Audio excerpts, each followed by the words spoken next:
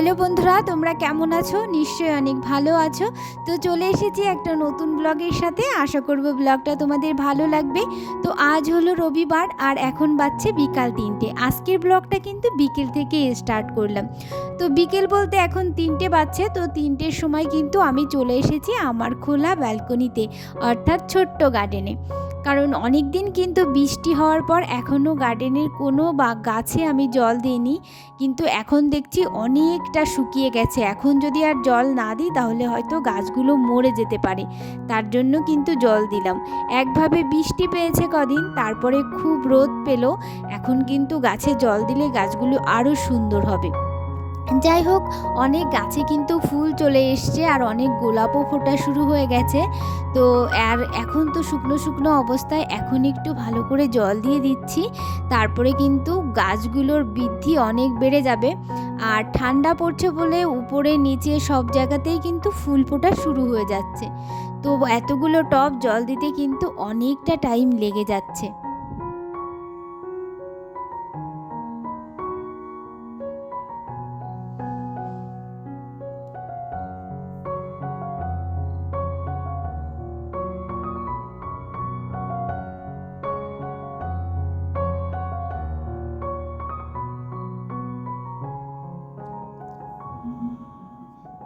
তো ফুল বাগানে জল দেওয়ার পর এবার চলে আসলাম ছাদে।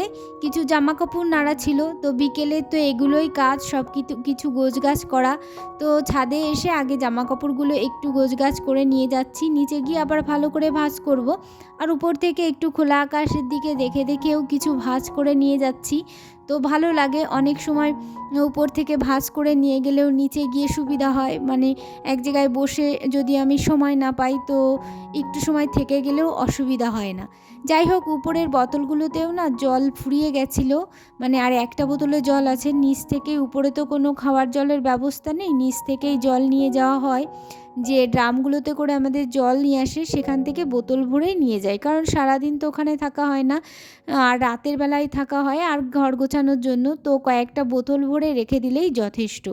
তো এইখানে আমি জলের বোতলগুলো রেখে দিই। এই দেখো, সমস্ত বোতলগুলো কিন্তু এখানে ফাঁকা হয়ে গেছে, মানে খালি হয়ে গেছিলো বলে নিচে নিয়ে যাওয়া হয়েছিল। তো সেখান থেকেই সব জল ভরে আবার নিয়ে আসলাম।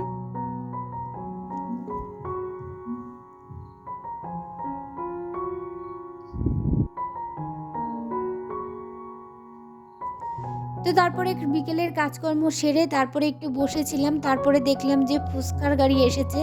তো যদিও খেতে ইচ্ছে হচ্ছিল না, কিন্তু সবাই খাচ্ছে দেখে আবার ইচ্ছা হলো। তো টক জল খেতে ভালো লাগছে না, একটু আগেই ভাত খেয়েছি। তো বললাম সস দিয়ে ফুচকা দিতে। তো সস দিয়ে কয়েকটা ফুচকা নিয়ে নিলাম। ইনি অনেক সুন্দর করে ফুচকা বানায় আর ফুচকাগুলো কিন্তু খেতে অনেক ভালো লাগে। সসের সঙ্গে মানে শসা কুচি, গাজর কুচি আর সস এগুলো একসঙ্গে মিলেমিশে দেয়, খুবই ভালো লাগে খেতে। তো সেটুকু একটু নিয়ে নিলাম। আর টক জলটা খেলে কি হয়, টক জলটা খেলে না মানে এক গ্যাস মতো হয়ে যায়, ঢেকুর ওঠে, অস্বস্তি লাগে। ওর জন্য এভাবেই কিন্তু খেতে আমার কাছে বেশি ভালো লাগে। এর মধ্যে আলুও দিয়েছে, শসাও দিয়েছে আর সস দিয়েছে। তো এখানে বসে বসেই খাচ্ছিলাম, দিদিভাইকে বললাম খেতে, তো দিদিভাই খাবে না, তো আমি একাই খাচ্ছিলাম। তো আবার সবগুলো খেয়ে পারছি না, সবগুলো আমি কিন্তু খাইও নি। এখান থেকে আমার হাজবেন্ডও খেয়েছে আর বুড়ি একটা নিয়েছে।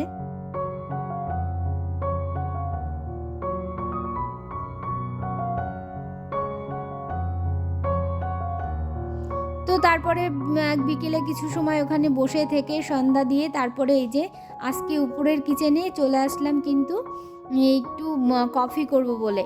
কারণ শীত এসে গেছে আর শীতের সময় কিন্তু কফি খেতে দারুণ লাগে। তো ভাবলাম উপরে বসে বসে সবাই মিলে একটু কফি খেয়ে নিই। তো উপরের ঘরে বসে সুন্দর করে একটু কফি খেতে ভালোই লাগবে, কারণ সব সময় তো নিচেই খাই। আর মা বাবাকে দেওয়া হয়েছে চা, কারণ মাসি এসেছিলো।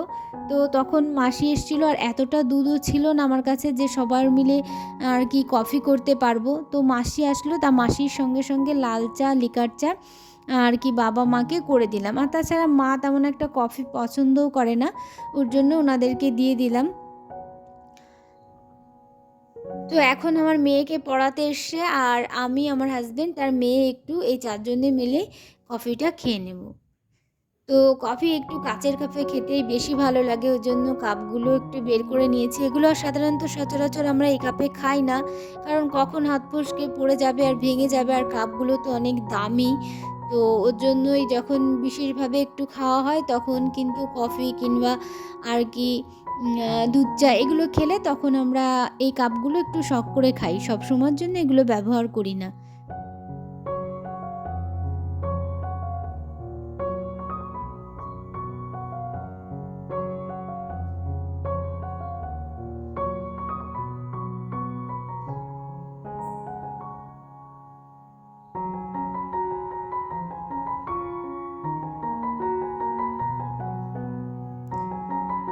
তো এখান থেকে 2 কাপ কফি দিয়ে আসবো মেয়েকে আর ওর টিউশন টিচারকে দিয়ে আসবো। তারপরে এই যে দিয়েও এসেছি, আর এই যে আমাদের দুজনের কাপ দুটো নিয়ে বিস্কুট দিয়ে একটু সাজিয়ে নিয়েছি।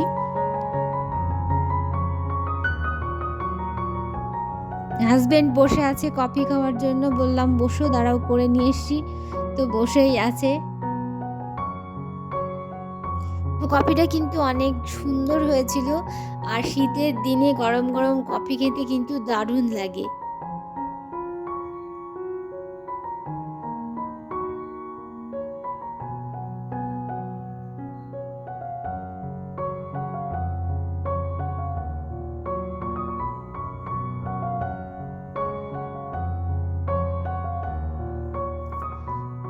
তো তারপরে কফি খাওয়ার পর অনেকটা টাইম বসেছিলাম, তারপরে কিন্তু এই যে রাতের খাবার তৈরি করতে এসে পড়েছি রান্নাঘরে, নিচের কিচেনে এসে পড়েছি। তো এখানে দুধটা গরম করতে বসিয়ে দিয়েছি, আর এখানে আটাটা মেখে নিচ্ছি। তো আমার আটাটা মাখতে মাখতে কিন্তু দুধটা জাল হয়ে যাবে। তো এরকম আমি সবসময় এরকমটাই করি, মানে দুধটা জাল বসিয়ে প্রথমে একটু মানে হিটটা বাড়িয়ে দিই, তারপরে দুধটা একবার উতরে গেলে লো হিটে রেখে আমি আটাটা মাখি। তারপরে কিন্তু আটাটা মাখতে মাখতে দুধটা সুন্দর করে জাল হয়ে যায়, তারপরে কিন্তু আমি এসে রুটিটা ভাজি। তো আজকেও সেটাই করলাম। তো দুধটা জাল হয়ে গেছে, আর এখন রুটিগুলো আর কি ভেজে নিচ্ছি।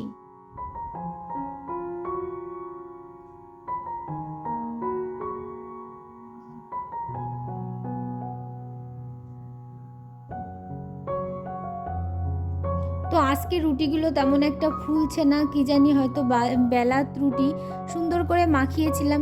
কোনো দিন এরকম হয় বেলতে গেলে একটা একটা ভাঁজ পড়ে যায়, আর রুটিগুলো একটু বড় সাইজের হয়ে গেছে, যার জন্য একটু বেশি অসুবিধা। রুটিগুলো যদি ছোট বানানো হয় তাহলে কিন্তু রুটিগুলো সুন্দর করে ফুলে।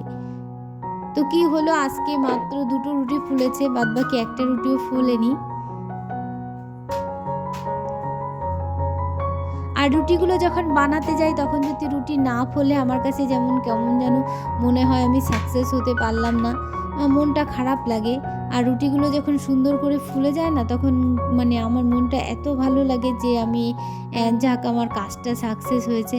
তো যাই হোক, খারাপ ভালো সব দিন কি ঠিক হবে না, কোনো দিন হবে ভালো, কোনো দিন হবে না, এটাই স্বাভাবিক। যাই হোক, তারপরে মেয়েকে আর হাজব্যান্ডকে এই যে খাবার রেডি করে দিচ্ছি। সকালে যে পটল চিংড়িটা বানিয়েছিলাম, তা চিংড়ি পটলের মালাইকারি সেটাই ছিল, আর সেটুকু অল্পই ছিল। তো মেয়ে অল্পতে খেতে পারবে, কিন্তু হাজব্যান্ডের ওইটুকু তরকারিতে হবে না। তো ভাজাটাও ছিল, তো কিছুটা ভাজাটাও দিয়ে দিলাম। আর এই যে দুধ, কলা আর হচ্ছে একটু শসা দিয়ে দিচ্ছি। তো এটাই হলো আজকের রাতের মেনু। রাতে কিন্তু আমরা সবাই আর কি দুধ খাই, এই দুধ বলছি সরি, রুটি খাই, দুধও খাই, প্রতিদিন দুধ আছে আর কি। আর রুটিটা খেতে, আর শীতের দিনে তো অবশ্যই রুটি, আর রাতে এখন ভাত খেতে একদম ভালো লাগে না, মাকেও দুধ রুটি দেওয়া হয়।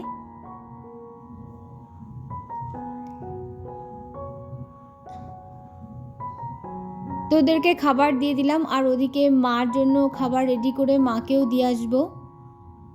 তো বন্ধুরা, আজকের ব্লগটা এখানেই শেষ করছি, আর এখন বাজছে 9টা কিন্তু। তো 9টার সময় আজকের ব্লগটা শেষ করছি। যদি তোমাদের কিছু ভালো লাগে অবশ্যই লাইক করো, আর অবশ্যই কমেন্ট করে আমার চ্যানেলটি সাবস্ক্রাইব করো। তাহলে বন্ধুরা, আজকের মতো টাটা, আবার দেখা হবে নেক্সট ব্লগে। ততক্ষণ কিন্তু তোমরা সবাই ভালো থেকো আর সুস্থ থেকো, আর অবশ্যই আমাকে অনেক অনেক কমেন্ট করো, তাহলে কিন্তু বন্ধুরা আমার অনেক ভালো লাগবে। তো বন্ধুরা, গুড নাইট।